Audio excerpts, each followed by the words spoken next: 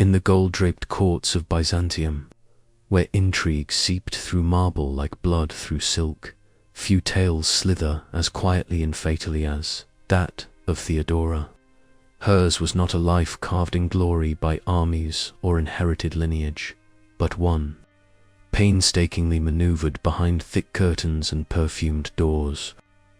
To understand how an empire trembled not beneath the boots of a general, but beneath the silk sheets of a bed, one must begin not at the height of power, but far below it, in the shadowy underworld of Constantinople's entertainment districts, where Theodora's feet first touched the stage and the edge of survival. She was born into obscurity, the daughter of a bear trainer for the hippodromer man whose livelihood depended not on dignity but on spectacle. Theodora's earliest memories were of crowd roars, the stink of animal musk, and the sharp scent of oil lamps burning through dusk performances. Her father died when she was still a child, leaving her mother desperate and destitute to thrust her daughters into the only economy open to women without dowry, name, or power. Theodora was barely 5 when she began performing, and not long after, she was made to understand that applause had a price, and attention a cost. In this world, beauty was both a currency and a trap, and Theodora would learn to wield it like a blade. By her adolescence, she was already notorious. The performances became bolder, more suggestive. Her name murmured in the bathhouses and gambling dens of the capital. She was not merely an actress, she was a symbol of vice, both desired and reviled. Men paid not only to watch her, but to possess the illusion of her. Yet even then, there was something sharper in her gaze than in those of her peers, something strategic beneath the crimson kohl and rouge. She listened, she observed, and more importantly, she remembered. While other courtesans giggled and flattered, Theodora watched men speak in circles, noted who interrupted whom, who carried the weight of command in their tone and who only imitated it. Even in submission, she catalogued hierarchy at 16. She followed a wealthy Syrian official to North Africa, hoping to escape the degrading spiral of performance and prostitution. But exile was not escape, it was another sort of prison.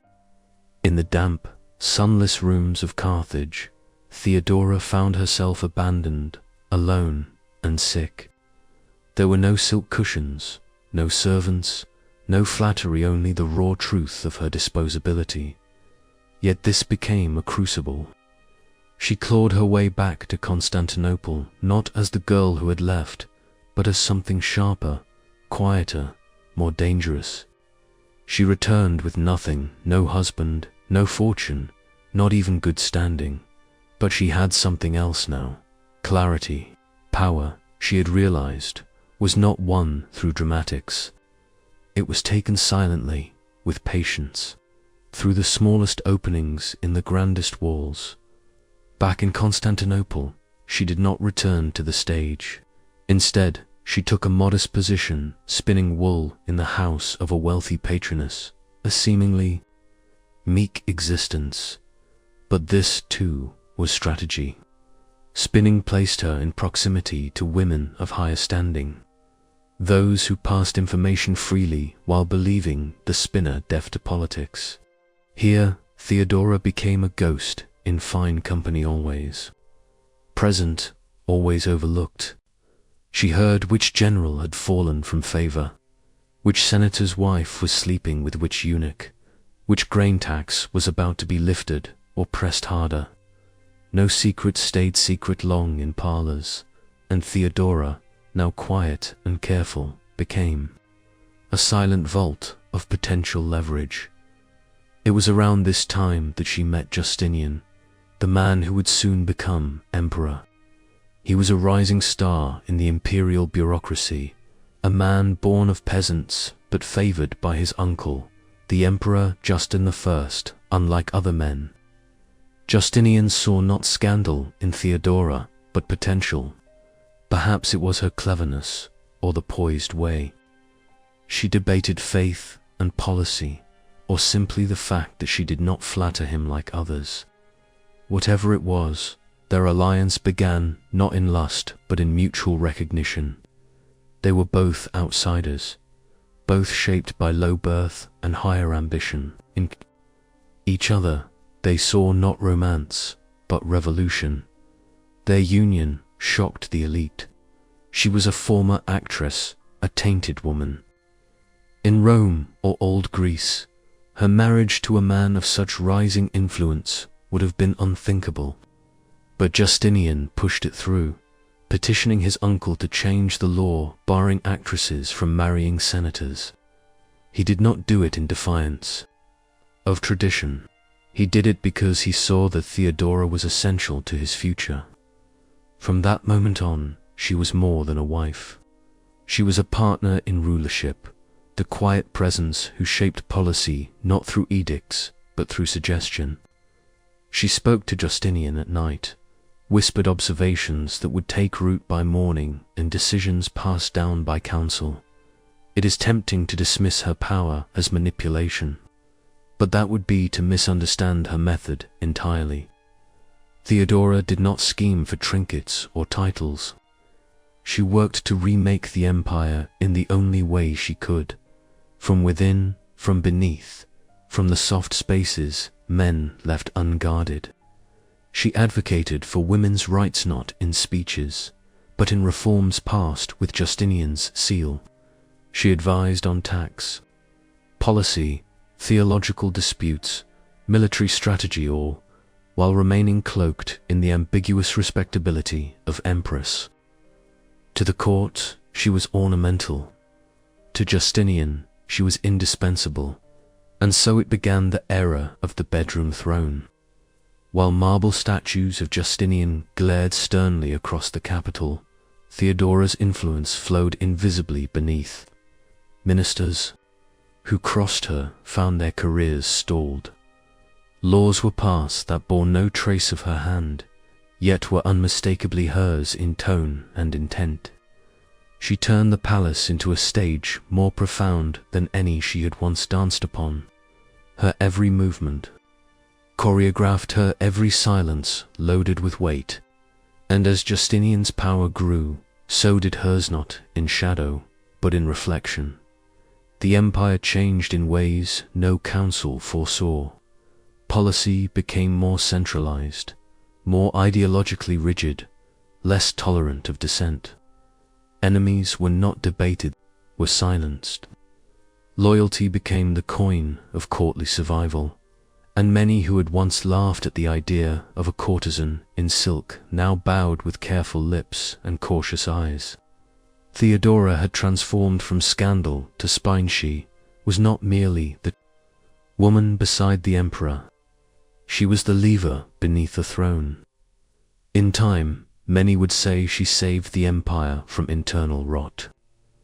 Others would whisper she was its most elegant executioner. And yet, through all the pomp, the rituals, and the incense-thick halls of Hagia Sophia, she remained something unknowable. Historians wrote her in contradiction, chaste and calculating, saintly and serpentine. Theodora did not bother correcting them. She knew better than to explain power. She wore it in silence. She wielded it from sheets and from silence, from gestures and glances, and in doing so, rewrote the playbook of empire. She was the woman who brought down an empire from the bedroom, not with seduction alone, but with memory, with patience, and with the cold precision of someone who had once been nothing, and therefore feared nothing. Before she learned to manipulate emperors, Theodora learned to watch animals tear each other apart. The hippodrome was no place for a child, and yet she grew up with its rhythm beating like a second heart. Situated in the seething core of Constantinople, it was the empire's theatre of chaos, a place where politics met bloodlust, where senators and beggars screamed side by side for the same team, and where spectacle was as nourishing as bread. Theodora's father, Acacius, had once commanded applause with his trained bears, coaxing them into absurd dances before orchestrating their violence for the crowd's delight. She would clutch the edge of his tunic as he entered the arena, her tiny hands sticky with fear and pride. When he died, the hippodrome became less a backdrop and more a sentence. Her mother, with 3 daughters and no pension, appealed to the green faction, the very chariot team her husband had served. But mercy came slow and sour. The greens preferred speed and noise, not widows. Rejected, Theodora's mother dragged her children to the stage doors of the city's lesser-known theatres, where the line between performance and prostitution blurred by design. Theodora, barely out of infancy, was soon wearing paint on her cheeks and learning to balance on stilts for crude comic relief. Mime plays were the lowest of theatrical forms, wordless bawdy, violent. In these pantomimes, women were rarely characters, so much as props for male fantasy. They played the lustful maid, the punished adulteress, the exotic slave. Costumes were thin, movements exaggerated, and humiliation was baked into the performance. Rape scenes were a standard feature, sometimes simulated with grotesque precision, other times edging too close to reality. For audiences hungry for titillation and cruelty, it was the perfect blend. For the women on stage, it was often a form of legalized degradation. Theodora learned quickly how to make herself useful, how to time her tears just so, how to twist her body in ways that seemed erotic rather than pained, and most importantly, how to read the faces of the men watching. Not all were cruel, but few were kind. Some threw coins, others offered invitations. A handful offered escapade at cost. Theodora learned to distinguish them all, learning not just who they were, but what they wanted. She rarely remembered their names, only their weaknesses, the nervous fiddling of the tax collector's ring, the overcompensating laugh of a minor general, the twitch in the lip of a eunuch who resented his forced celibacy. These were the details that mattered. In a world where she was constantly seen but rarely heard, perception became her only real defense. As she grew older, her performances changed. She no longer mimed innocence or played the fool. Instead, she was cast as the seductress, the temptress, the unfaithful wife whose punishment was always brutal and theatrical. One infamous routine involved her on all fours, mimicking the part of leader as Zeus ravished her in swan form feathers, shrieks and all. The audience roared. She bled that night not from injury, but from something deeper, the realization that this was not temporary. This was survival, and survival meant leaning in. So she learned to smile during the worst of it, to laugh louder than she wept, and to never, ever show pain, unless it was part of the script. Outside the theatres, Constantinople's streets offered little reprieve. The capital was magnificent. Yes, its churches, gilded, its palaces vast, but beneath the surface swarmed filth, poverty, and cruelty. Women like Theodora were both invisible and hypervisible, ogled by passers-by and ignored by guards. She walked carefully, kept her eyes down in the daylight, and lifted them only at night, when performance merged again with hunger. Clients came, in all forms: merchants, officials, aging senators looking to relive youth. Some paid in coin, others in food or shelter. Some simply took what they wanted, knowing the law would not punish a man for defiling a girl with no protector. By 14, Theodora was already known in certain circles, not for beauty alone, though she had it in abundance, but for something more elusive. Men spoke of her mouth, not just the shape of it, but the words that came from it. She could insult you and make you laugh. She could flatter you while exposing your hypocrisy. Even as a teenager, she had a disarming clarity. She spoke plainly in a world drunk on ceremony, and that made her dangerous. Many men thought they could tame her. Some tried, none succeeded. Her sisters fared differently. One vanished into a brothel in Pera, the other into marriage with a fishmonger's son. Theodora, however, refused the predictable. She moved from lover to lover, sometimes protected, more often not. There was no safety, only movement. At times she was a kept woman, sleeping on silk cushions with her hair perfumed and her hands idle. Other times she slept on straw, cold and unwashed, grateful for bread and an unbroken rib. She bore these shifts not with stoicism, but with strategy. She learned to extract information, to remember who boasted of what trade route, who drank too much and confessed their secrets to the ceiling, who carried letters for whom. Though she had no schooling, her intelligence was unmistakable. She taught herself to read from fragments left by literate lovers, Greek first, then scraps of Latin. Her reading material was eclectic psalms, obscene poetry, trade manifests. She absorbed them all. The words gave her new tools. She began quoting scripture ironically during performances, twisting its meaning to mock the powerful. The church condemned her as blasphemous. The crowd adored her, yet admiration was fleeting. Theodora could feel the edges of usefulness closing in.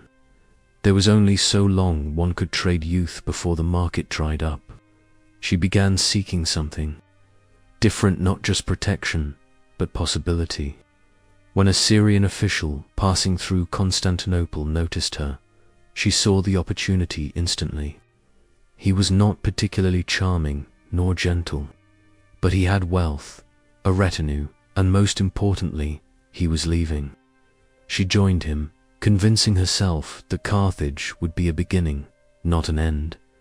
But Carthage was cruel in different ways. The villa was beautiful, the gardens lush, but she was more prisoner than guest. The official grew bored of her quickly. She had no friends, no allies, and when he left her sick, nearly starving, without enough coin to return, she realized that beauty was not immunity. In North Africa, far from the hippodrome's familiar roar, she met herself in full. Alone, ill, despised by the other women in the household, she began to strip away the illusions she'd clung to. No one was coming to rescue her. Not the church, not a husband, not the crowd. She would have to become her own deliverance. Recovery was slow. She worked as a spinner, a maid, a low servant. She kept her ears open, listened to merchants gossiping in courtyards, heard drunk officials mutter about border taxes and Berber raids. She pieced together a new map of the empire, not of roads and provinces, but of priorities, fears, and vulnerabilities. When she finally secured passage back to Constantinople, she was heartened, hungry, and quiet. The child of the hippodrome was dead. In her place walked a woman who had once been caged by the empire's filth and now intended to rise through its marble. She returned not to the stage, but to the periphery. The world of theatre no longer suited her. Too obvious, too vulgar. She took shelter in the house of a woman who spun wool for noble women, and clergy, house of quiet labor. She kept her head down, her tongue clipped, but her eyes never stopped moving. She watched the women who came and went, noticed who spoke first and who deferred, who complained about taxes and who worried about palace rumors. She said little, asked less, but remembered everything. Theodora's past did not vanish. Whispers followed her. Some sneered when they passed her in the street. Others smirked knowingly. But none of that mattered now. The girl who once mimed swan rape in the hippodrome now studied religious treatises. She engaged priests in debate, quoted philosophers during supper. No one could say when exactly it happened, when the vulgar actress became the woman worthy of consideration. But the transformation was real, and it unnerved those who clung to hierarchy like a birthright. For those who still believed Theodora was only flesh, a cautionary tale in motion, the future would prove them spectacularly wrong. She had crawled through the dirt of the Empire's darkest corners and worn its glitter with grim awareness. She knew what illusions sustained power and what truths could destroy it. But she never needed to destroy anything yet. First, she needed to be seen, really seen, not by men who paid for her, but by the one man who might actually listen. And when that man appeared dressed not in purple, but in ambition, she was ready. She had returned to Constantinople not as a victim, but as a vessel of reinvention. And yet, even in her quiet spinning quarters and whispers of rising purpose, the wounds from Carthage did not fade. They had carved something into her, not just pain, but purpose, and that purpose still required distance. Constantinople, with all its noise and memory, still held too many eyes and too many mouths. Though she was no longer owned, she was still known. And to truly become something new, she would have to vanish again, but this time on her terms. The decision to leave for Alexandria did not come from desperation, but from calculation. The bustling port city at the mouth of the Nile offered something Constantinople could not: anonymity with ambition. Alexandria, a melting pot of commerce, philosophy, and theological tension, pulsed with contradictions. Greek pagans still whispered their old gods in alleys, while Christian bishops clashed in violent councils over doctrinal minutiae. Among the swirling mix of merchants, scribes, pilgrims, and spies, Theodora could be anything and no one. She arrived half-starved, dressed modestly, bearing no sign of the spectacle she had once been. It was not humility, it was armor. Her first weeks were spent sleeping near the harbor, weaving words from strangers for coin, watching the city unfold in patterns. Here, her former fame meant nothing. Her past was her own to shape. And so she listened just as she always had, but now with a purpose more refined than survival. Her entry into Alexandria's theological circles came not through sermons, but through scandal. A Monophysite nun from a nearby convent had collapsed in the streets, raving about visions and political betrayal. While others recoiled, Theodora approached, gave the woman water, and calmed her with a whisper. She did not understand the theological firestorm she had just stepped into, but she would. The nun, once recovered, introduced Theodora to her community of thinkers, dissenters, and theologians who believed that Christ's divine nature had overtaken his humanity, a doctrine despised by the imperial church. These Monophysites lived on the edge of acceptability, persecuted in Constantinople, hounded by imperial clergy. They had found refuge in Alexandria's narrow cloisters and smoky cellars. Theodora did not pretend to grasp their theology immediately, but something in their struggle drew her in. They were outsiders with purpose, marginalized, yet ferociously organized. And within their structure, she found the first shape of something she had not felt since childhood: belief, not belief in God necessarily, though she prayed, but belief in meaning, in doctrine as power, in language as transformation. These monks and exiled bishops spoke in fierce whispers, eyes aflame with purpose, and Theodora soaked in their passion like dry cloth catching oil. They argued doctrine not just to worship, but to shape policy, to resist emperors, to rewrite the soul of the empire from its theological root. She began studying not out of piety, but strategy. She devoured texts with the same hunger she once applied to seduction. She memorized homilies, debated scripture, questioned ritual. Her mind, once trained for performance, now performed differently, with insight, with conviction, with an awareness that each idea had consequences far beyond parchment. What had once been a woman shaped by male desire was now reshaping herself through ideas meant to transcend flesh. In the quiet corners of Alexandria's Monaphysite community, Theodora found herself taken seriously for the first time, not as a spectacle or seductress, but as a mind. The men and women here valued her questions more than her appearance. And in that freedom, she began to cultivate a new power: intellectual seduction.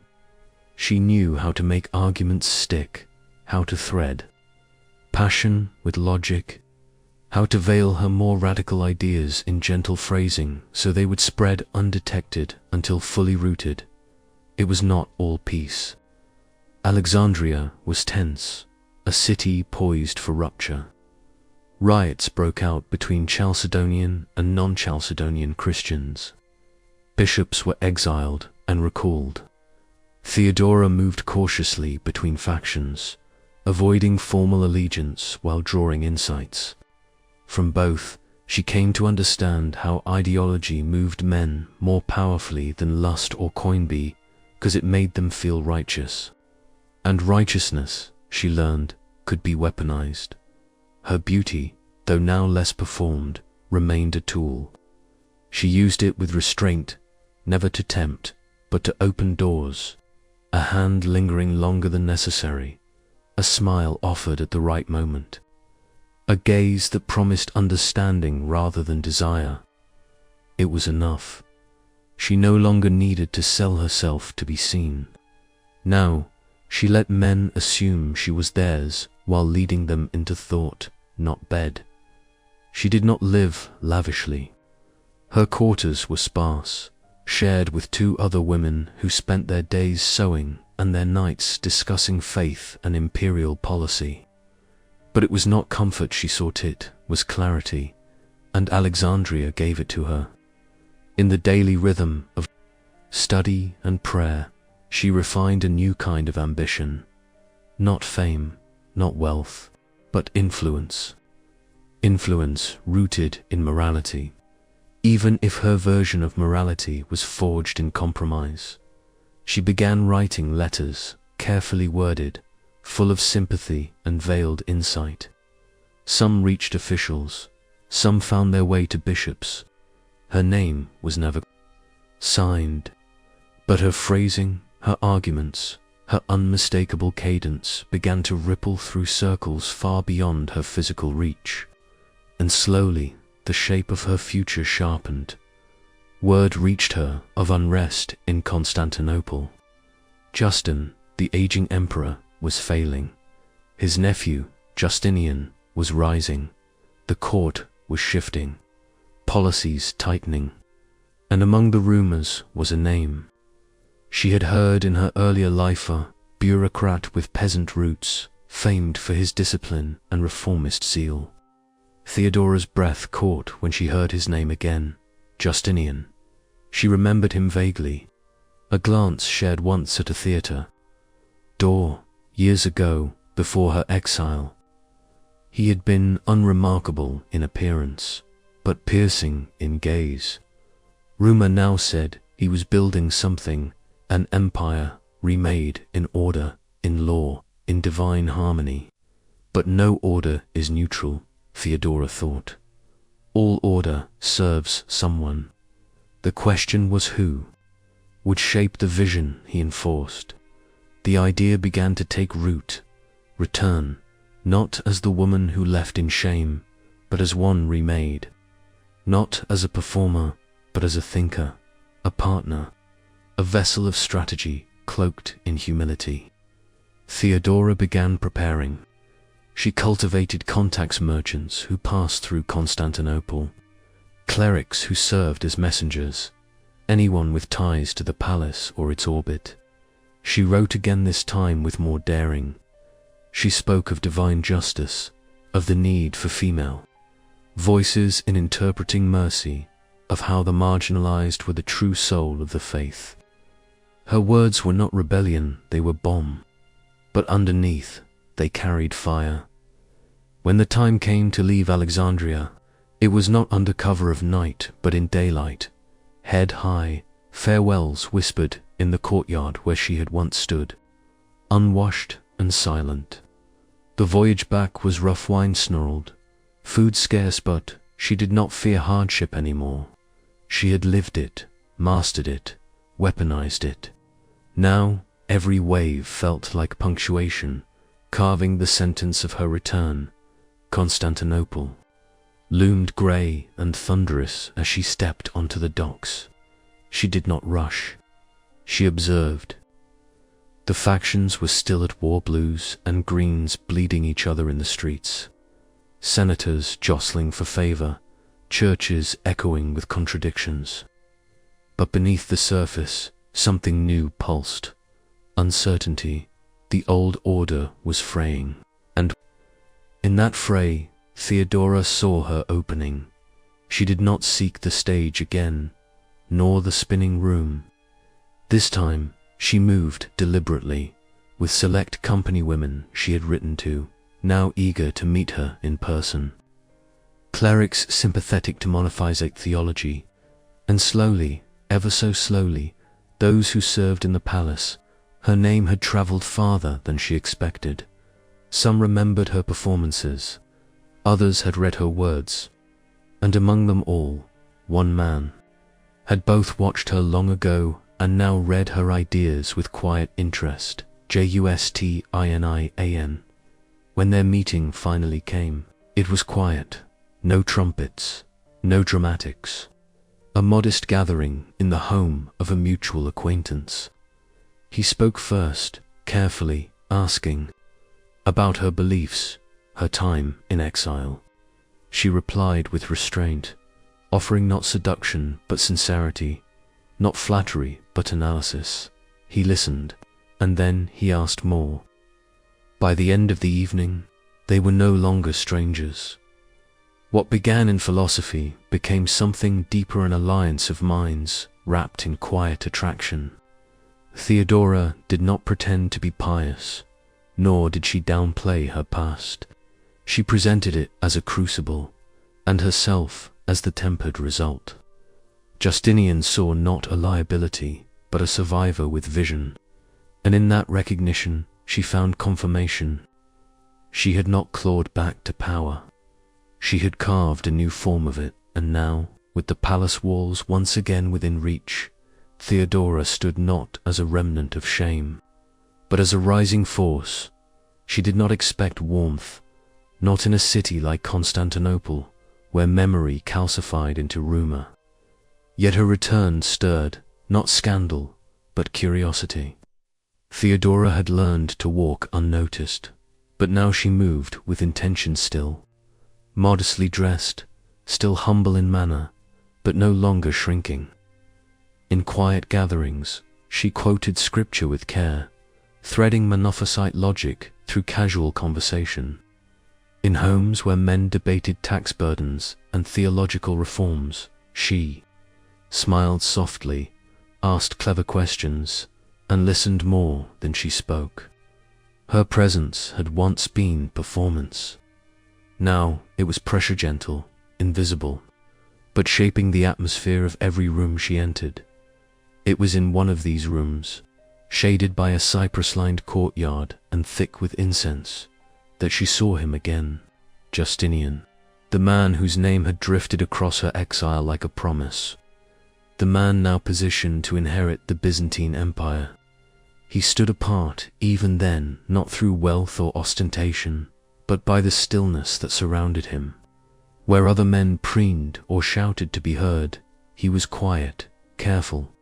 And when he turned and their eyes met, it was not recognition that passed between them but understanding.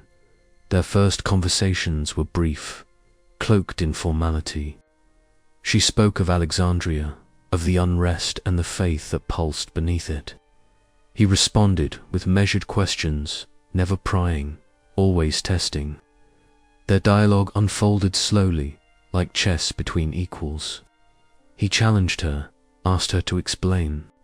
Doctrines others ignored. She did not preach, she interpreted. And with every answer, she noticed the flicker behind his gaze. Not desire, but interest. It was the first time a powerful man had looked at her as something more than an ornament. He wanted her thoughts, not just her presence. Courtship, if one could call it that, was cautious. He did not send gifts or poetry. He summoned her for walks, under pretext of religious debate or charity inquiries. Theodora responded with the same restraint. She never fawned, never confessed affection. Instead, she revealed pieces of herself. In Leia's stories of Carthage, questions about imperial justice, observations on market reforms, she was not building attraction. She was building trust. But the whispers began before the bond was sealed. Theodora's past, like smoke, curled through the corridors of court. The prostitute, they hissed, the actress, the scandal. She heard them all, and so did he. Ministers snickered behind closed doors. Senators warned him of public shame, of ecclesiastical backlash. Theodora was a blemish, they said, an offense to the throne. And perhaps she was. But Justinian, unlike the rest, had never served appearances. He served purpose, and he saw in her not disgrace, but clarity. Still, the law stood between them. Imperial statutes barred senators from marrying actresses or women of ill repute. She could be his mistress, as others were. She could live in shadows, as courtesans had for centuries. But Justinian refused that path. Whether it was principle, pride, or love, none could say. But what is known as this, he pushed for change. He did not do it with declarations. He did it with precision. Quietly, methodically, he petitioned his uncle, Emperor Justin I, to amend the law. The argument was clothed in reason, moral renewal, Christian forgiveness, the embrace of reformed women into respectable society. Behind the piety, however, was purpose. Theodora would not be hidden. She would not be dismissed. She would stand beside him, not as lover, but as wife. The court recoiled. Priests sputtered. But Justin I, aging and half deaf to scandal, relented. The law was changed, and with it, history. The wedding was small, lacking spectacle. There were no grand processions, no public banquets. Just a simple ceremony, discreetly conducted, though nothing could contain the weight of what it signified.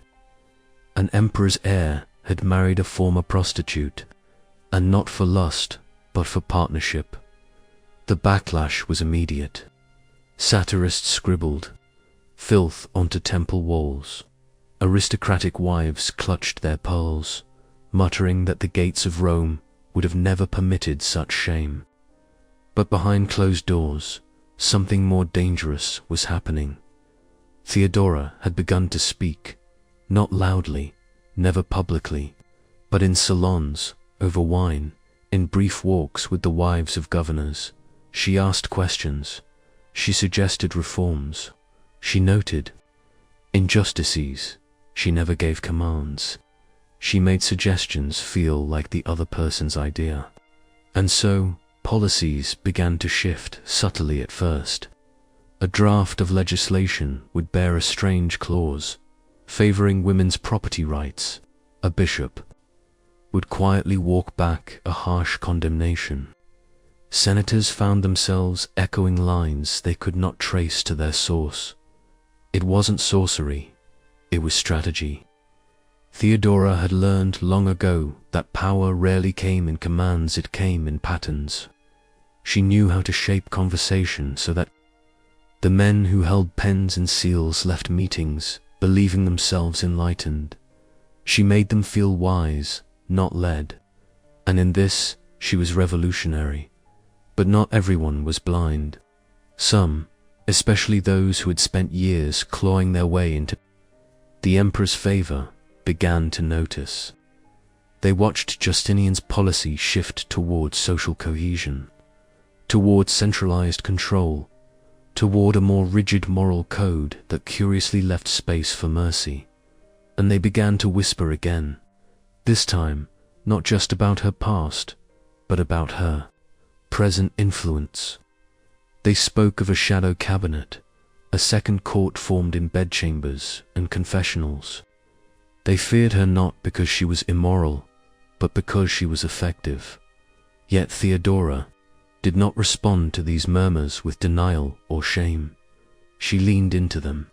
She carried herself with regal poise, always modest, always controlled. She walked through the palace not as an interloper, but as though she had always belonged. When senators sneered, she met their gazes without flinching.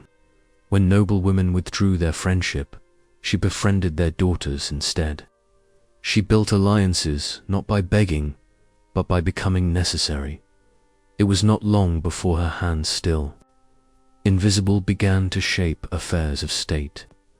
During a crisis in the grain supply, it was Theodora who advised Justinian to regulate hoarding rather than increase imports. When riots erupted between the blues and the greens, she proposed compensation for injured families, not crackdowns. Her advice was pragmatic, not sentimental. She had lived among the poor, the exploited, the voiceless. She knew what soothed rage, and more importantly, what inflamed it. She also began to take notice of women's legal vulnerability. In a city teeming with prostitutes and discarded wives, she saw reflections of her former self. And so, she whispered again, this time about laws protecting women from forced prostitution, about increasing the rights of women in divorce. Justinian, increasingly reliant on her clarity, took note, and though he never cited her name in his decrees, her influence bled through the ink. Those who had once mocked her now watched her carefully. Theodora had ceased to be a joke. She had become a force unpredictable, calculating, and utterly committed. Her past had not hindered her. It had armed her, and from the sanctity of the palace, she began forging not just policies, but loyalties. Yet, even in triumph, she remained guarded. She did not flaunt her power. She rarely argued in public. Her strategies were shaped in private chambers, behind drawn curtains. Across evenings of soft conversation and patient listening, she understood the art of becoming essential without becoming exposed. And in that art, she surpassed even Justinian. He trusted her judgment, relied on her instincts. She saw angles he missed. She understood the politics of the street as well as the palace. And though they were bound in affection, their bond was built on mutual advantage. She sharpened his vision. He legitimized her reach. Together, they began to sculpt a new Byzantium, one not rooted in aristocratic entitlement, but in control, clarity, and divine purpose. The empire would not be ruled by tradition, but by the will of those willing to rewrite it. And in the quiet, golden rooms where incense still burned and oil lamps flickered, Theodora moved like a shadow, graceful, deliberate, unforgettable. She was no longer the performer on stage, nor the abandoned girl on foreign soil. She had become the voice beside the future emperor, the whisper that turned into law, the glance that shifted power. And though the murmurs never ceased, they no longer mattered, because the woman they had once laughed at had become the one thing they could not control by the time Justinian stood poised to ascend the throne. Theodora had already transformed the palace from within. The courtiers sensed it in the shifting tone of whispers behind columns, the way servants paused longer at her door, the slight but unmistakable change in who entered which corridor and when. She had not been crowned yet, but her shadow stretched far across the marble, and when Emperor Justin I, weary and faltering, finally stepped aside, no one in the palace truly doubted who now held the second most dangerous mind in the empire. If not the first, the coronation in April 527 was meant to be a ritual of order, a formal transition dressed in gold and incense. But as Theodora ascended the steps of the imperial throne beside Justinian, every eye in the great church of Hagia Sophia clung to her. Senators clenched their jaws behind practiced smiles.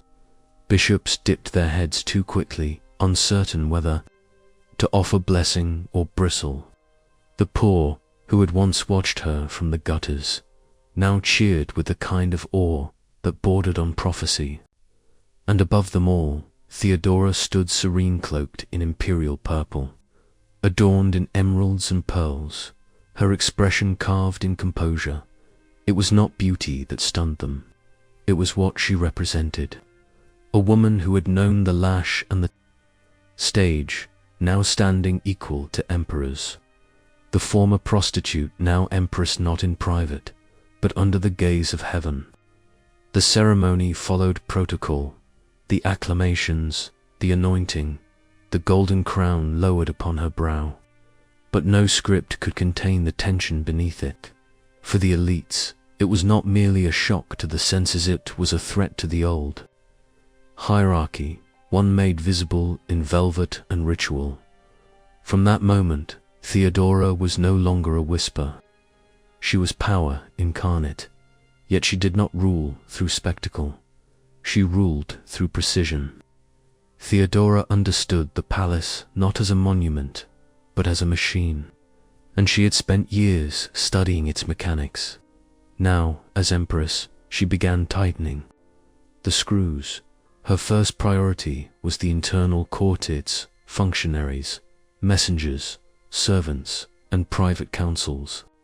She inherited no command over armies, no official hand in legislation, but what she gained instead was proximity, access to the emperor at all hours, influence over his moods, and command over the informal web of communication that truly governed the empire.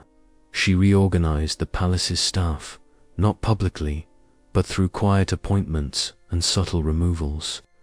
Women she trusted from her time in exile were placed in key positions: maids, scribes, administrators. She did not announce her network. She embedded it. Soon, reports began arriving, not just from governors or generals, but from laundresses, stewards, and chamber guards. Theodora knew before others when a treasurer drank too much, when a courtier held a secret audience with a bishop, when a servant passed a note that should not have existed. She wove a web through whispers and loyalty. Those who underestimated the domestic sphere quickly found themselves blindsided by decisions shaped long before they reached the imperial desk. She extended this precision to matters of state. Justinian welcomed her insight, and not out of romance. He had learned that her questions were diagnostic.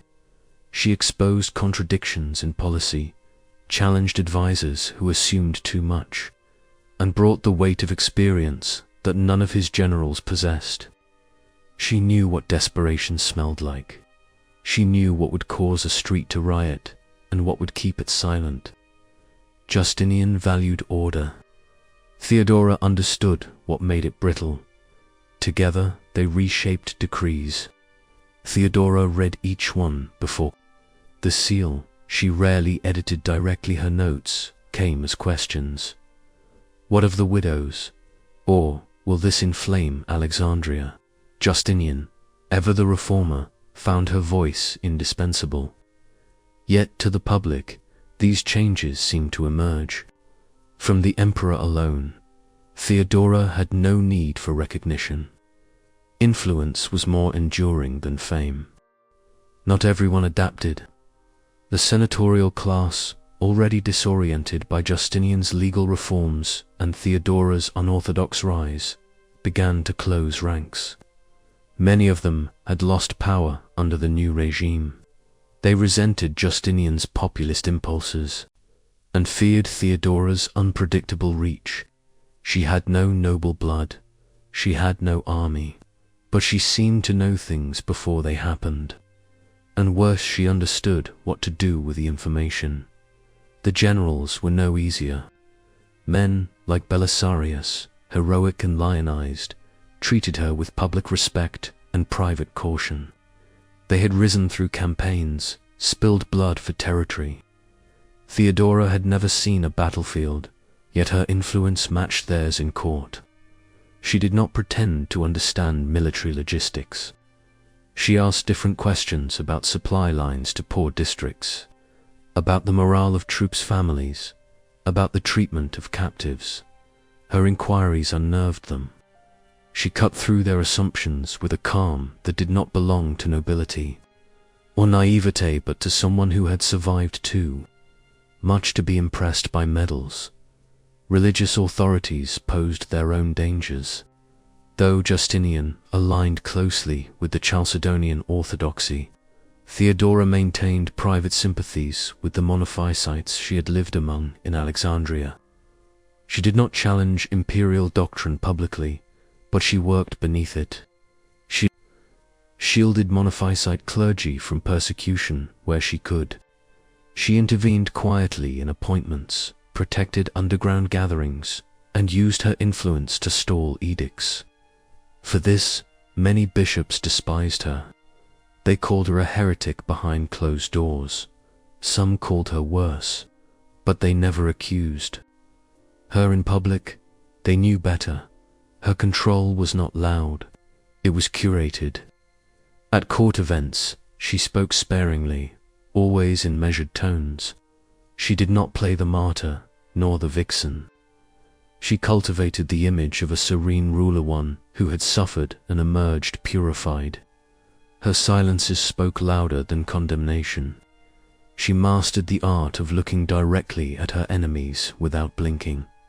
Still, beneath the regal exterior, she remained a woman forged in fire. She remembered names, she remembered slights, and she never forgot a betrayal. Those who mocked her past or underestimated her resolve often found themselves exposed not through public trials, but through slow erosion. A nobleman would lose favor, a general's request would be delayed, a priest's influence would vanish overnight. She never raised her voice, she never issued threats. But those who stood against her eventually understood that their downfall had not come from heaven or fate, but from a woman who had once been spat on in the street. Despite the hostility, Theodora gained allies, especially among the poor, women, and those who saw in her rise a breaking of chains. She established homes for former prostitutes, provided sanctuary for abused wives, and advocated for laws that offered women the right to own property and appeal in court. These were not symbolic gestures, they were blueprints for structural change. And while the Senate grumbled about moral decay, Theodora moved another piece on the board. Her relationship with Justinian remained complex. They loved, certainly, but theirs was not a tale of flowers and sighs. It was a shared mission, cold at times, but always symbiotic. He needed her clarity, she needed his reach. They fought, they disagreed, but they never dismissed each other. Where he saw law, she saw consequence. Where he pursued ideals, she calculated impact. It was not romance that bound them, it was necessity, and they both knew it. In quieter moments, she would sit alone in the palace gardens, surrounded by doves and white lilies. Servants kept their distance. Visitors spoke only. When spoken to, she had earned solitude, fought for it with every wound and humiliation. In those rare, private hours, Theodora sometimes touched the rings on her fingers not for their jewels, but for the weight they symbolized. She had worn chains once, now she wore authority. And though her enemies had not disappeared, they now cloaked their hatred in civility. She was no longer the girl clawing up from the filth of Constantinople. She was the empress, the woman who watched over an empire not from a throne, but from the corridors behind it. Her words carried weight. Her nods reshaped decisions. Her mere presence forced alliances to bend. Theodora did not erase her past. She weaponized it. And as the empire marched forward through plague, rebellion, reform, and crusade, she stood steady, draped not just in silk and authority, but in the memory of every step that had brought her there. Within the palace walls, where public ceremony masked private calculation, Theodora's true power took root not in the grand halls or council chambers, but behind the soft folds of her private quarters. It was here, behind silk curtains and carved doors, that she built what insiders would later call the bedroom cabinet, a shadow government that operated in whispers and glances, quietly shaping the destiny of an empire. The idea of governing from behind curtains was not new. Byzantine tradition always allowed imperial consorts some sway in personal spaces. But Theodora redefined this intimacy into a tool of political mastery. Her chambers were not merely rooms to rest, but nerve centers of intelligence, strategy, and influence. The space was carefully curated, delicate balance between opulence and practicality. Velvet drapes shielded meetings from prying eyes, and scented oils filled the air to soothe the mind and mask the scents of palace life. Every piece of furniture, every tapestry, served both comfort and function. But it was not the luxury that made her quarters formidably, was who she allowed in. Her personal servants were not just attendants. They were eyes and ears, confidants and messengers, selected for discretion and loyalty. These women were trained in more than court etiquette. They whispered secrets gathered from kitchens, barracks, and markets. They observed suspicious glances, recorded the arrival of envoys, and passed along rumors before they could become threats. Through this network, Theodora maintained a constant flow of information, faster, more nuanced, and more reliable than the official channels burdened by bureaucracy and intrigue. Ministers, generals, and bishops might craft public policy, but Theodora shaped its invisible undercurrents, guiding decisions before they reached the emperor's ears. Her influence was at its most potent during private conversations with Justinian. Their relationship was a complex dance of power and affection, but more than that, it was a strategic partnership. She knew his strengths, the unyielding will to impose order, the brilliance in lawmaking, the drive to restore Roman greatness. But she also knew his vulnerabilities, his obsessive fear of chaos, his deep-seated insecurities about legitimacy, and his struggle to reconcile faith with governance. She became his anchor. In moments when the weight of empire threatened to overwhelm, Theodora was the steady presence who calmed the tempest. Her voice was both bomb and blade, soothing his doubts while sharpening his resolve. Through carefully chosen words and deliberate silences, she coaxed him toward decisions that balanced harshness with mercy, ambition with caution. The emperor's obsession with order was both a strength and a weakness. It fueled his reforms, but left him vulnerable to paralysis when faced with disorder. Theodora exploited this by framing problems in ways that allowed him to act decisively without fearing loss of control. When rebellious factions threatened the city, she advocated for swift, targeted responses rather than wholesale repression. When advisors pushed punitive measures, she reminded Justinian of the human cost, guiding him to temper justice with compassion. This interplay was never simple. Justinian could be stubborn and quick to anger, prone to suspicion and mood swings. Theodora learned to navigate these currents with finesse. She never confronted him directly, but used suggestion and metaphor, allowing him to believe each solution was his own revelation. In this way, she not only shaped policy, but preserved his pride, an essential currency in the Byzantine court. Appointments became another theater of her power. By cultivating her network, Theodora influenced who held key positions, from provincial governors to palace scribes. Ministers who resisted her would find their influence waning. Allies would be promoted quietly, their rise attributed to merit or imperial favor. This careful orchestration ensured that those loyal to her vision surrounded the emperor, creating a feedback loop of trust and alignment. Her interference was subtle yet pervasive.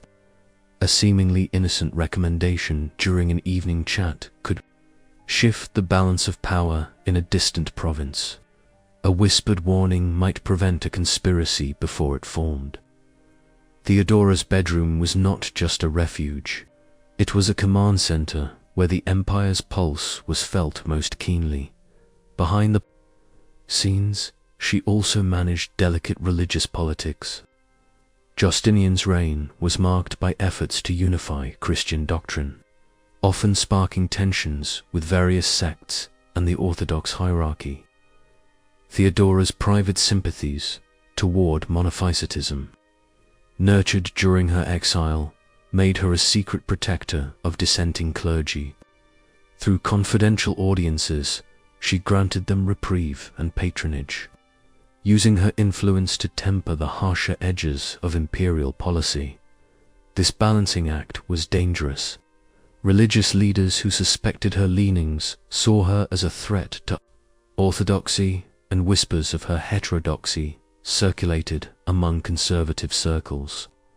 Yet Theodora moved with care, never openly challenging dogma, but using compassion as a shield and subtlety as a weapon. Her power extended beyond politics and religion into social reform. She championed the plight of women and the poor, urging Justinian to enact laws protecting them from exploitation and violence. These reforms were shaped not in public assemblies, but in her chambers, through conversations that blended empathy with pragmatism. One notable example was her campaign against forced prostitution and human trafficking. Having once lived through similar horrors, Theodora understood the shadows that lurked beneath the city's grandeur. She pressured Justinian to implement stricter laws and create refuges for women escaping abuse. Her personal servants doubled as agents in these efforts, coordinating with charitable institutions and monitoring compliance. Theodora's manipulation of Justinian's insecurities was a masterclass in psychological strategy. She recognized his need for validation and control, and instead of confronting it, she used it to channel his energies toward her vision. When he doubted his decisions, she provided reassurance wrapped in reverence. When he feared rebellion, she framed stability as their shared divine mandate. Their partnership was not without tension. There were moments of friction-sharp words exchanged behind closed doors, disagreements over policy or personnel. But these conflicts rarely erupted publicly, as both understood the cost of exposure. Instead, they served as pressure valves, refining their alliance and deepening mutual respect. Theodora's ability to soothe Justinian's fears while steering his hand was crucial during crises. Whether dealing with the Nika riots or negotiating with foreign powers, she was his counselor, confidant, and strategist. Her influence shaped not only decisions, but the temperament with which he ruled. As the years passed, the bedroom cabinet became an institution unto itself. Its members trusted servants, secret informants, loyal officials operated in concert, blurring the lines between personal loyalty and state service. Their reports and counsel fed into imperial policy, creating a feedback loop that kept Theodora both informed and influential outside the palace walls. Rumors circulated about the empress's power. Some whispered of sorcery or manipulation. Others admired her as the true ruler behind the throne. But Theodora never courted public acclaim. Her strength lay in invisibility, shaping the empire from shadows, where others only saw silk and perfume on the delicate balance of power. Theodora mastered what many could not: the art of quiet domination. Through whispered counsel, strategic appointments, and emotional intelligence, she controlled the heart and mind of the emperor and, by extension, the Byzantine Empire itself. Her reign was not defined by battles won on fields or speeches made in forums, but by the intimate moments shared in candlelit rooms, where silk curtains concealed not just bodies, but the fate of nations. In the spring of 532 AD, Constantinople, a city of immense beauty, labyrinthine politics, and fragile loyalties, found itself at the brink of annihilation. The streets, usually alive with merchants, philosophers, and senators, were transformed into rivers of smoke and blood. The Nika riots, named after the rallying cry, Nika, meaning victory, were no ordinary disturbances. They were a near collapse of the empire's very soul, a convulsion that exposed the raw nerves beneath imperial grandeur. The causes were complexer, volatile mix of political dissatisfaction, religious tension, and social unrest. The blues and greens, rival factions initially centered around chariot racing, had become proxies for deeper grievances among the populace. These teams were no mere sports clubs. They embodied ethnic, religious, and class identities. When tensions flared after a controversial trial and heavy-handed tax policies, the factions united in a rare alliance against the emperor and his administration. The riots began as a murmur of discontent in the hippodrome, but swiftly escalated into a full-scale rebellion. Fires consumed buildings, palaces were stormed, and officials were slaughtered. The city, once the jewel of the Mediterranean, became a battlefield. And in this chaos, Emperor Justinian's resolve faltered. Surrounded by advisors urging retreat, the thought of fleeing for safety flickered in his eyes. It was then, in the shadow of the burning city, that Theodora's influence asserted itself most dramatically. Her presence was more than regal, it was primal, a force born from the very hardships she had endured. The empress understood what many could not, that fleeing would mean the death of the empire, not just the loss of a city. Her speech, now legendary, was not crafted in grandiose terms, but spoken with fierce clarity in the privacy of the imperial quarters. She dismissed notions of cowardice and exile, reminding Justinian of the cost of power and the depths of his responsibility. "Royal purple is the noblest shroud," she told him, "and I will not flee while a single man stands to fight." Her words pierced the emperor's fear. It was not flattery but challenge, not comfort but fire. Theodora, who had once survived the streets by sheer will, now steeled the man who ruled them. The narrative that she was merely a consort was shattered. In that moment, she was the empire's heart, its conscience, and its fiercest protector. Under her influence, Justinian resolved to stay and suppress the revolt with ruthless precision. The general Belisarius and the eunuch Narses were ordered to crush the rebels. The hippodrome, once a place of sport and spectacle, became a massacre ground. Thousands died. Victory was brutal, absolute. The decision to choose blood over mercy was a turning point not only for the city, but for Theodora's control over Byzantine politics. She emerged from the crisis not merely as an advisor, but as a co-sovereign whose will shaped the empire's destiny. The violence she sanctioned was a demonstration of power that silenced dissent and reasserted imperial authority. Yet this victory came with costs. The devastation of Constantinople left scars that would last decades. The city's infrastructure was shattered, its people traumatized. And though Theodora's role was celebrated by some, many others feared her ruthless pragmatism. She was no longer just a symbol of hope for the marginalized. She was a figure of awe and terror. This episode marked the consolidation of her private power. The bedroom cabinet, her network of informants and allies, expanded its reach. Intelligence gathered during the riots exposed networks of disloyalty, allowing Theodora to preempt future conspiracies.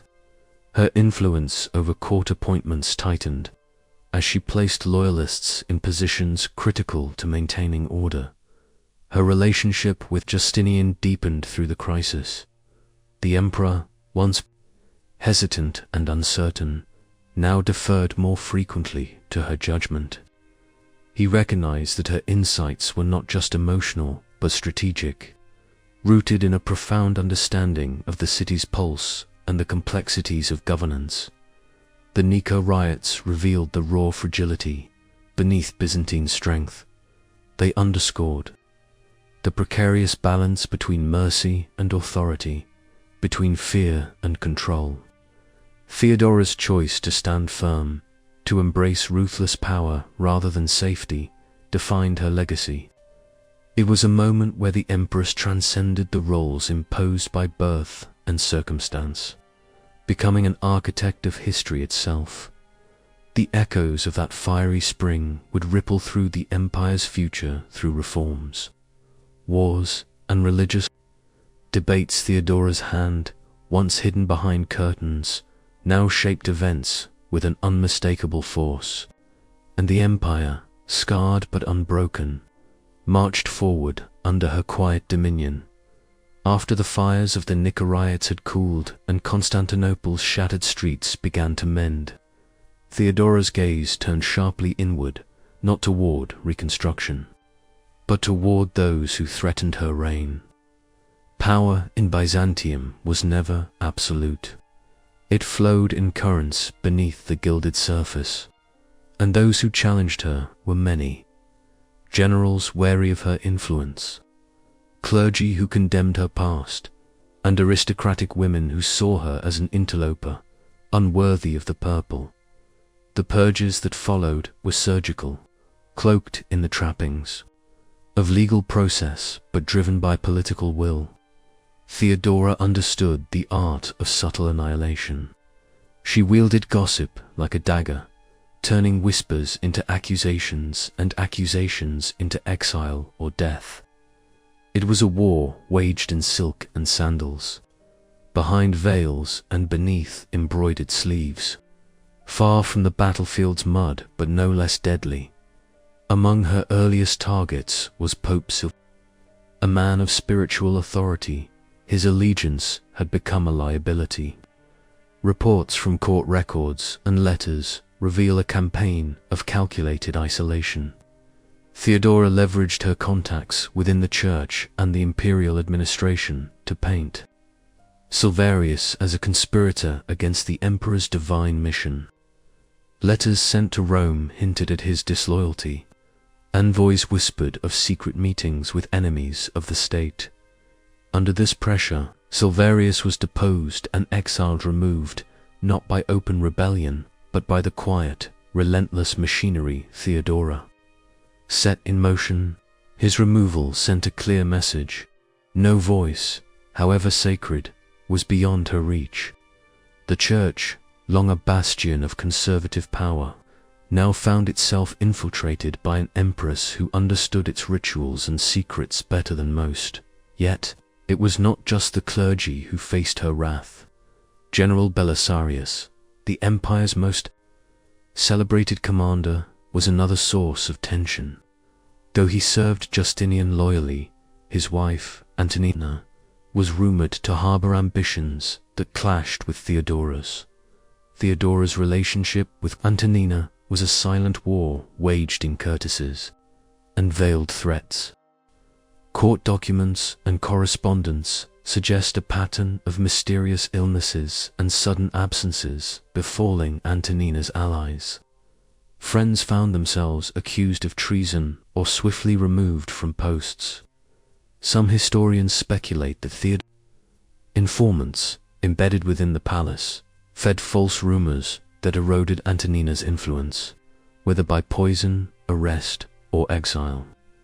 The empress dismantled her rival's network, piece by piece. Theodora's strategy was a masterclass in transforming gossip into statecraft. She recognized that in Byzantium, information was currency, and control over narrative equaled control over power. Servants who overheard hushed conversations became agents of political insight. A well-placed word in the right ear could topple careers or save them. Her ability to convert personal vendettas into political maneuvering allowed her to operate with a veil of legitimacy. Accusations of treason, corruption, or heresy were tools wielded with precision. Those who opposed her found themselves isolated, their reputations tarnished before any formal judgment. Letters between court officials reveal a growing atmosphere of fear and suspicion. Ambassadors noted that even casual remarks in the palace could lead to interrogations. Theodora's network ensured that dissent never gathered momentum. Her enemies were not always defeated by force but by invisibility, slowly erased from the court's memory. Among the aristocratic women who opposed her, Theodora's approach was both ruthless and subtle. She co-opted some through marriage alliances and patronage, while others faced social ostracism. Invitations to court functions became tests of loyalty. Those who refused were quietly excluded from circles of power. Despite the cruelty of these purges, Theodora maintained a public image of piety and charity. She funded monasteries, supported widows, and sponsored public works. This duality baffled her critics, a woman both feared and venerated. It was a paradox that strengthened her position, as few could openly challenge someone who appeared both merciful and unassailable. Theodora's consolidation of power through these purges reshaped Byzantine politics. The court, once fragmented by factions, began to coalesce around her authority. Ministers and generals learned that loyalty to the empress was as vital as loyalty to the emperor. Her influence extended beyond the palace, reaching provincial governors and military commanders. Her enemies' fates, whether exile, imprisonment, or death, served as cautionary tales. They reinforced the message that power was not inherited but taken, and that Theodora was prepared to defend hers with unyielding resolve. Through this period, Theodora's mastery of information, psychology, and political theater transformed her from a consort to a sovereign force. She proved that in the Byzantine world, where silk and sandals masked daggers, the pen and the whisper could be deadlier than the sword. In an empire defined by rigid hierarchies and entrenched patriarchal authority, Theodora's intervention in the lives of women was nothing short of revolutionary. Behind the grandeur of palace life and the brutality of court politics lay a quieter, fiercer battle, one fought not with armies, but with laws, sanctuary, and unwavering determination. It was a secret war on the womb, a struggle to redefine what it meant to be a woman under the shadow of empire. Theodora's own history shaped her understanding of this battlefield. Having lived as a performer, courtesan, and exile, she had witnessed firsthand the vulnerability and violence inflicted on women, especially those at the empire's margins. She knew that beneath the public veneer of Byzantine society lurked a grim reality: women trafficked like property, coerced into prostitution, brutalized with impunity, and trapped by laws that favored husbands and fathers over their own bodies. Her first priority was the fight against trafficking and forced prostitution. Byzantine law had long tolerated certain forms of sexual exploitation, often turning a blind eye to abuses cloaked as tradition or necessity. Theodora shattered this complacency, drawing on her network of trusted servants and allies. She sponsored the creation of safe houses, refuges, where women could escape the streets and find shelter without fear of arrest or harassment. These sanctuaries were more than shelters. They were centers of rehabilitation and education. Women who had been trafficked or coerced were given opportunities to learn skills, earn incomes, and reclaim their autonomy. Theodora's policies mandated harsher penalties for traffickers and brothel owners who violated the new laws, signaling a shift in imperial priorities. Yet, this progress came with a paradox. While Theodora championed liberation for many, she also maintained strict surveillance over others. The same network that protected vulnerable women also monitored their movements, associations, and loyalties. This dual-role protector and overseer was a reflection of the empire's complex realities. Freedom was granted, but within boundaries tightly controlled by the state. Her legal reforms extended beyond trafficking. Theodora influenced statutes that addressed sexual violence more broadly. Byzantine courts had often dismissed cases of rape or treated them as private matters, leaving women with little recourse. Under her influence, laws were enacted to punish perpetrators more severely and to provide women with greater rights to seek justice. Divorce laws, too, were transformed. While still restrictive by modern standards, Theodora's reforms allowed women to petition for separation in cases of abuse or abandonment. Property rights were enhanced, granting women greater control over dowries and inheritances. These changes disrupted traditional power dynamics within households and challenged patriarchal assumptions about women's roles. Theodora's efforts sparked fierce opposition from conservative factions within the church and aristocracy. Clergy members decried her policies as immoral, accusing her of undermining social order and divine law. Aristocratic men viewed her as a threat to their authority, fearing that empowered women would destabilize the family structure and, by extension, the state. Despite the backlash, Theodora pressed on, navigating these conflicts with her characteristic blend of diplomacy and resolve. She cultivated alliances with progressive bishops and noblewomen sympathetic to her cause, creating a coalition that lent her reforms legitimacy. Through discreet negotiations and strategic patronage, she softened resistance and ensured the survival of her initiatives. The surveillance aspect of her policies also served political ends. Women, especially those in the aristocracy, were often conduits of influence and rebellion. By monitoring their networks, Theodora could anticipate plots and maintain control over factions that might otherwise foment dissent. This approach blurred the line between social reform and political security. Letters from the period reveal a complex web of loyalty and suspicion. Women who benefited from Theodora's patronage often felt gratitude mixed with wariness. They were protected, yes, but also watched. The empress's reach extended into bedrooms and councils alike, a testament to her understanding that power over women's bodies was power over the empire itself. Her policies also influenced cultural perceptions. Theodora commissioned works of art and literature that portrayed women not as mere ornaments or victims, but as actors in their own right. These subtle shifts in representation fed into broader debates about gender, morality, and authority in Byzantine society.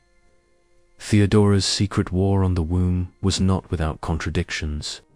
While she expanded freedoms and protections, she also reinforced certain hierarchies and norms. Her reforms applied unevenly, benefiting some women, particularly those connected to the court, while others remained vulnerable. The surveillance state she built ensured order, but at the cost of personal privacy, nonetheless. Her legacy in this realm was profound. By challenging entrenched patriarchal systems, Theodora carved a space for women's rights within an empire that rarely acknowledged them. Her influence extended beyond legislation to shape the very fabric of Byzantine social life. This chapter of her reign reveals the complexity of wielding power as a woman in a male-dominated world. Theodora's blend of compassion and control, liberation and surveillance, illustrates the tightrope she walked. She was both protector and ruler, reformer and enforcer figure who reshaped the empire's understanding of gender and authority from behind the veil. As Byzantium moved forward, the seeds she planted would bear fruit in unexpected ways. Women who once had no voice began to claim theirs, slowly altering the course of history. Yet Theodora's watchful gaze remained a reminder that freedom, in her world, was always negotiated and never absolute. Theodora's ascent to power had been meteoric, her influence absolute. Yet even the most formidable empires built in shadow and silk are not immune to fracture. As the years wore on, the empress's health began to falter, a silent crack spreading beneath the facade of unyielding strength. Her body weakened while the burdens of empire only intensified, exposing vulnerabilities that opportunists within and beyond the palace were quick to exploit. The precise nature of her illness remains a subject of historical debate, but court records and contemporary accounts speak of a protracted decline marked by fever, pain, and exhaustion. Theodora, once vibrant and commanding, found herself increasingly confined to private chambers, reliant on physicians and attendants. This physical weakening coincided with a growing tension in her relationship with Justinian. Where once they had been a seamless partnership, now fissures appeared rooted not merely in personal strain, but in stark disagreements over the empire's direction. Justinian's renewed focus on military expansion and religious uniformity increasingly clashed with Theodora's more pragmatic and inclusive approach. Their debates, once conducted behind closed doors, became sharper, more frequent, and tinged with frustration. Religious policy was a particularly contentious issue. Theodora, with her lingering sympathies toward monophysitism and her experience of religious persecution during exile, advocated for tolerance and measured enforcement. Justinian, emboldened by victories and the desire to cement orthodoxy, pushed for harsher crackdowns on dissenting sects. This ideological rift unsettled the court, dividing advisors and clergy into opposing camps. At the same time, Justinian's military campaigns, notably in Italy and North Africa, demanded vast resources and attention. His obsession with restoring Roman glory led to strategic overreach, stretching the empire's capacities thin. Theodora, whose strength had always been in managing the delicate internal balance, found herself sidelined.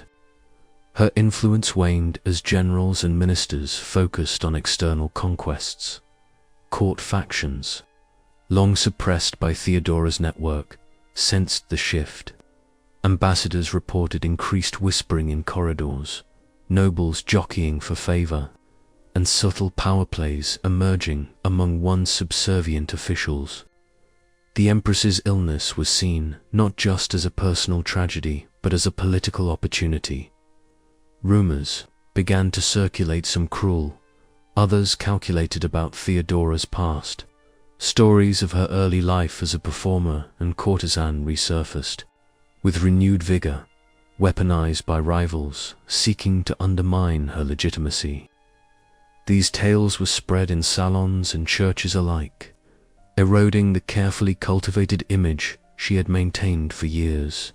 Foreign adversaries, sensing the internal discord, moved with opportunism. Persian emissaries pressed borders, while barbarian tribes tested defenses. Diplomatic envoys spoke of an empire distracted and vulnerable, its once ironclad command now fragile. Theodora's absence from active governance left a vacuum increasingly difficult to fill. Despite her failing health, Theodora fought to maintain control. She issued directives through trusted agents, attempting to shore up alliances and quell dissent. But the empire was changing beneath her hands, and the palace walls that had once echoed with her authority now hummed with uncertainty.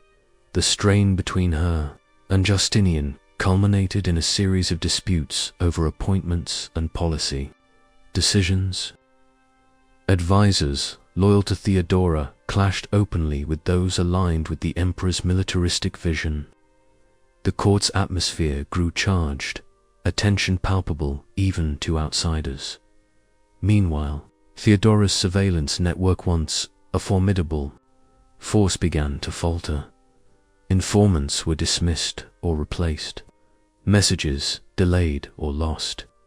The web of control she had spun unraveled, allowing conspiracies to ferment and plots to germinate. The Empress's once impregnable shadow empire showed signs of fracture. This slow decay of influence was marked not by dramatic confrontation, but by subtle betrayals. Trusted allies shifted allegiances.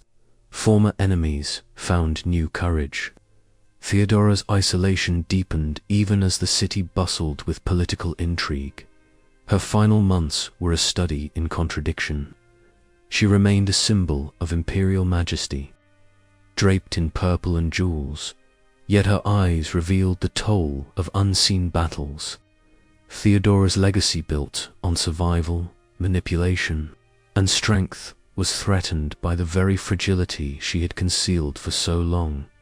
As her health declined further, the emperor prepared to face a new era without her steady counsel. The empire she had helped shape was poised on the edge of transformation, uncertain and vulnerable. The dynasty she had fortified began to fray not through external conquest or revolution, but through the quiet erosion of trust and power from within. This chapter of Byzantine history underscores the precarious nature of power held in shadows. Theodora's story, remarkable for its triumphs, is also a tale of impermanence. Even the most commanding figures cannot resist the passage of time and the shifting tides of politics. Yet, her impact endured beyond her final days. The structures she built, the reforms she enacted, and the precedents she set continued to influence the empire's course. Theodora had shaped Byzantium not only through strength but through resilience. Legacy complicated by vulnerability, but no less profound. The final chapter of Theodora's life unfolded away from the glittering courts and crowded halls of Constantinople. In quiet rooms where illness slowly sapped her formidable strength. By 548 AD, the Empress was no longer the commanding presence who had tamed rebellious factions, or swayed an emperor's will. Instead, she was a woman confronting the cruel certainty of mortality, likely felled by what modern historians believe was breast cancer. Her decline was a painful, drawn-out ordeal, marked by suffering. Few in her position would dare admit. Contemporary accounts, though sparse, describe episodes of relentless pain, fever, and weakness that confined her to bed. Physicians limited by the era's rudimentary knowledge offered little relief. Theodora's resilience, once legendary, was tested in ways no throne could defend against. Despite her condition, Theodora's thoughts remained tethered to the empire she had shaped. Those closest to her recall moments of lucid clarity, where she gave instructions for governance, entrusted allies with safeguarding her reforms, and urged Justinian to hold fast amid looming challenges. Yet, as her strength ebbed, the once unshakable bond between emperor and empress began to unravel. Her death came not with the spectacle befitting an empress, but with an eerie silence that filled the palace. There were no grand processions or imperial displays, only the hushed grief of those who had witnessed her rise and reign. The city, still recovering from decades of war and upheaval, seemed to hold its breath, as if uncertain how to mourn a figure whose shadow had loomed so large. The empire itself seemed to shudder in the wake of her passing. Theodora had been more than a consort. She was a linchpin holding fragile alliances, stabilizing factions, and tempering the emperor's ambitions. Without her steadying presence, the political landscape shifted swiftly and decisively. Her enemies, long suppressed by her keen intelligence and ruthless pragmatism, resurfaced with renewed vigor. Policies she had championed, particularly those protecting women and marginalized groups, were rolled back or ignored. Influential clergy denounced her memory, painting her as a dangerous heretic and manipulator. Aristocrats reclaimed lost privileges, undoing reforms that had threatened their power. This erasure extended beyond laws to the very narrative of her life. Chronicles, written or revised after her death, depicted Theodora as a temptress and usurper, minimizing her achievements and emphasizing scandalous rumors about her past. Her legacy was contested terrain, shaped as much by political agendas as by truth. Justinian's mourning was hollow, a public display devoid of the intimate voice that had once steadied him. The emperor, once reliant on Theodora's counsel and emotional strength, appeared diminished. His grief was tinged with isolation, as if a vital part of the empire's heart had ceased to beat. Yet, beneath the surface of loss and political retrenchment, Theodora's impact endured in less visible ways. The structures she established, the alliances she forged, and the precedents she set continued to influence Byzantine governance. Her shadow remained in the empire's laws and institutions, even as her name was maligned. Her death marked the end of an era, moment when the empire she had helped to steer began to enter a new phase, uncertain and vulnerable. Theodora's story, both triumphant and tragic, stands as a testament to the power and peril of influence wielded from the bedroom, the throne, and the margins. The death of Theodora marked not just the passing of an empress, but the beginning of a subtle unraveling within the Byzantine court and the wider empire. The vibrant force that had once infused imperial governance with sharp intelligence and unyielding will was gone, leaving behind a vacuum filled with uncertainty, ambition, and unrest. Justinian, bereft of his partner in power and counsel, entered the final years of his reign with diminished clarity and growing erratic ism. As the emperor grappled with the loss, the empire's long-simmering challenges began to resurface with greater intensity. Military campaigns that had once been meticulously planned under Theodora's watchful eye faltered. The once unstoppable reconquests in Italy and Africa faced resistance and setbacks. The logistical strains of maintaining a vast empire stretched, resources thin, exposing vulnerabilities that adversaries eagerly exploited. Religious unity, a cornerstone of Justinian's vision, also fractured. Theodora's more tolerant stance toward sects and her nuanced religious policies had helped maintain a delicate balance among Byzantium's diverse populations. Without her mediating presence, hardline factions gained ascendancy.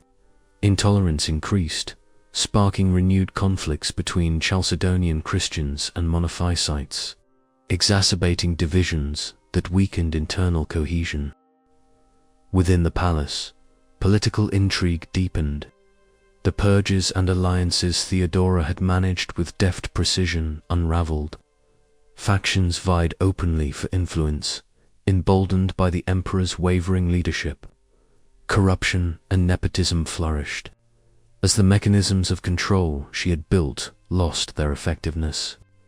The careful balance of power shifted toward traditional aristocratic families and powerful generals less concerned with the reforms she had championed. Her policies, especially those aimed at protecting women and marginalized groups, were quietly but steadily dismantled. Legal reforms were repealed or ignored, and the social advances she had engineered stagnated. Public opinion, once divided, increasingly viewed her legacy through the lens of scandal and suspicion, influenced by a concerted effort by conservative elements to recast her image. This recasting was complex. In some circles, Theodora was canonized. As a saintly figure, her piety and charitable works emphasized to align her with Christian virtues. Elsewhere, she was demonized as a seductress who wielded power through manipulation and sin. These contradictory portrayals reflected the empire's struggle to reconcile her extraordinary influence with prevailing moral and social norms.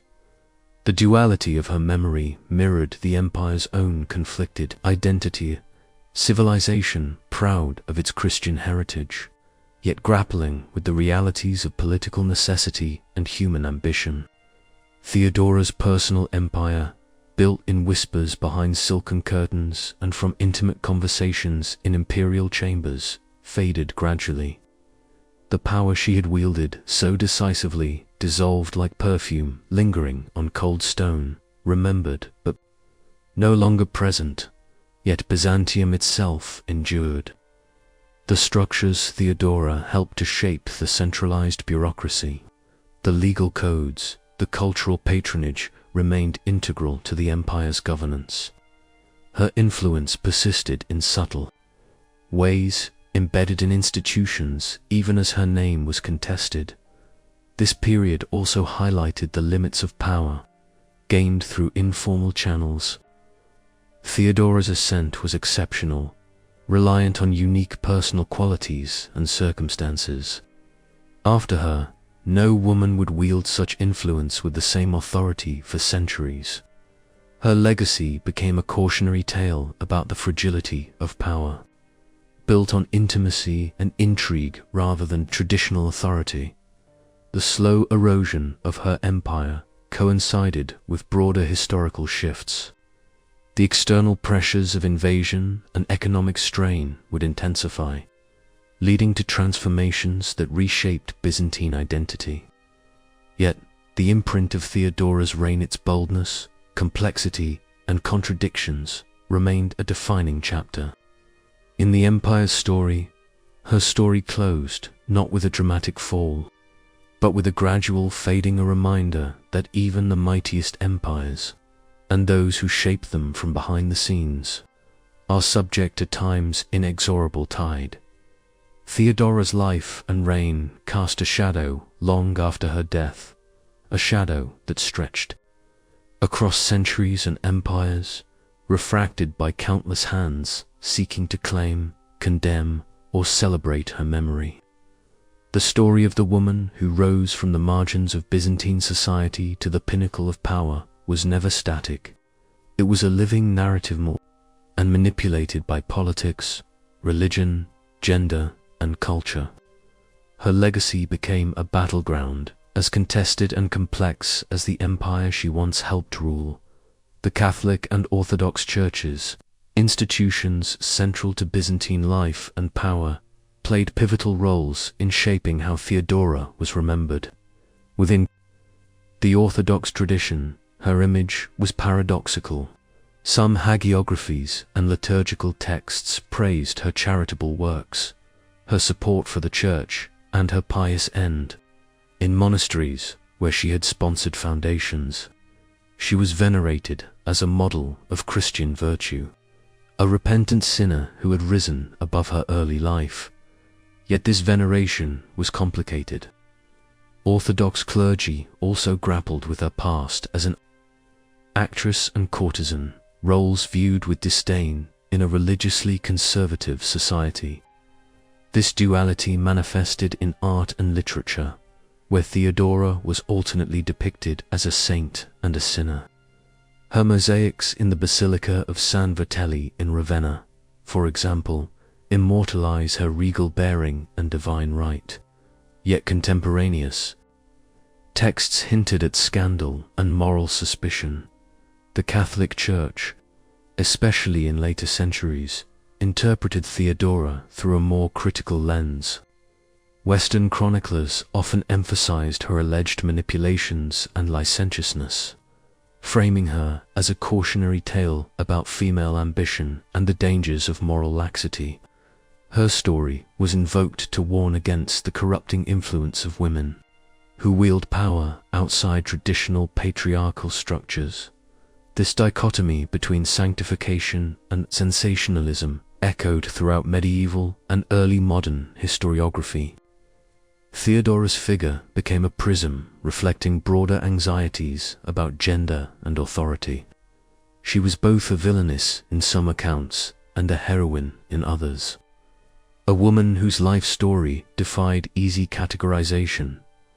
In the modern era, feminist historians and scholars have revisited Theodora's legacy with renewed interest and nuance.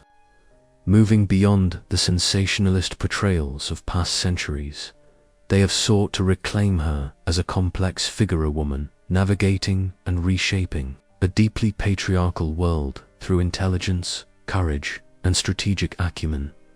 These emphasize Theodora's role as a pioneer in women's rights, a political actor, and a symbol of resilience. Her reforms on behalf of marginalized women, her ability to influence imperial policy, and her deft management of court politics are highlighted as evidence of her formidable agency.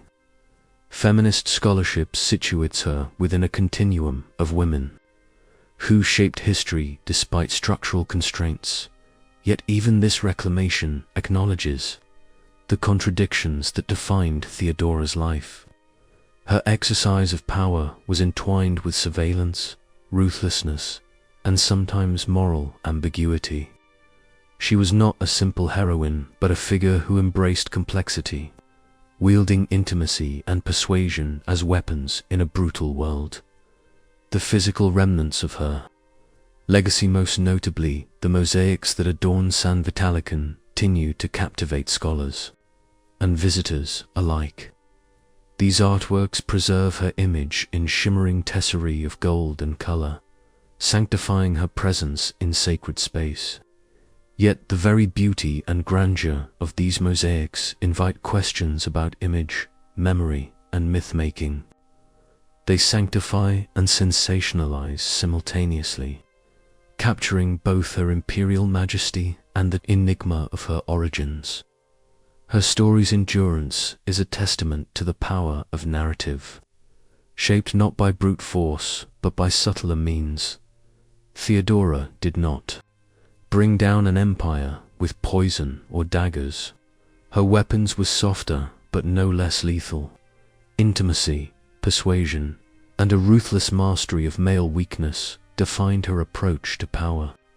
Through whispered counsel, strategic alliances, and an uncanny ability to read and manipulate those around her, she reshaped the course of history.